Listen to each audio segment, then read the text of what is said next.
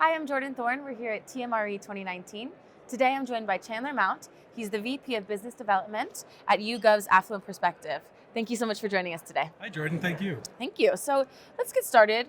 How has YouGov gone about identifying environmental and employee responsibility as a shifting consumer trend? Is this something that you think holds true globally, or is this something that's only affecting the US? So YouGov is known really well for its large global footprint. We're in 40 plus countries with our panel.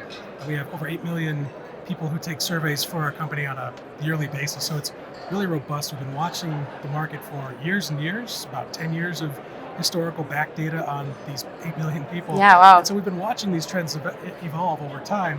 And the study that I work on, Affluent Perspective, looks at the top 5 to 10% of consumers, and we touch on what drives brand, what drives affinity, what drives loyalty.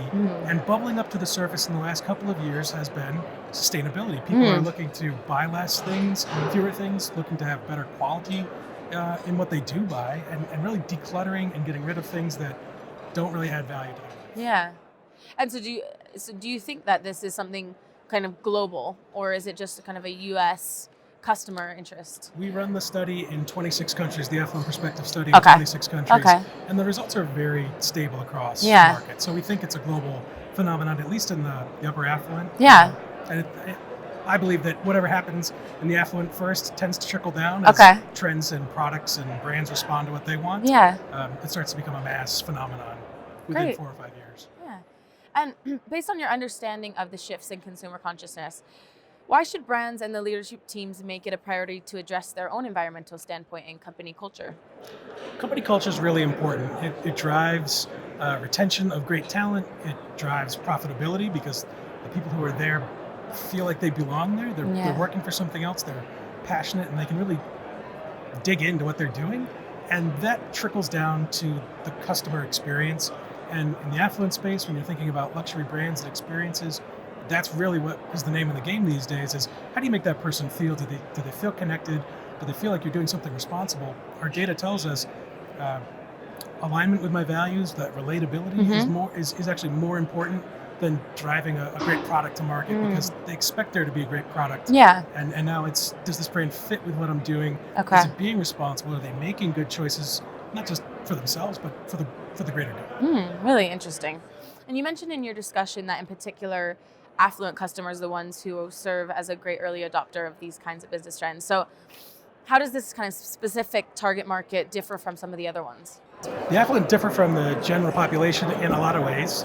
Most importantly, economically, they spend more money. It's 11 million U.S. households are the affluent, and they spend 30 to 40% of the dollars. Wow. They are really a powerful group of consumers, and so it's worth paying attention to them. And like I just mentioned, they do lead some trends, whether it's tech adoption, new ways of purchasing, like disruptors, and we talked about automobile disruptors. 8% have bought a car online, and 25% want to.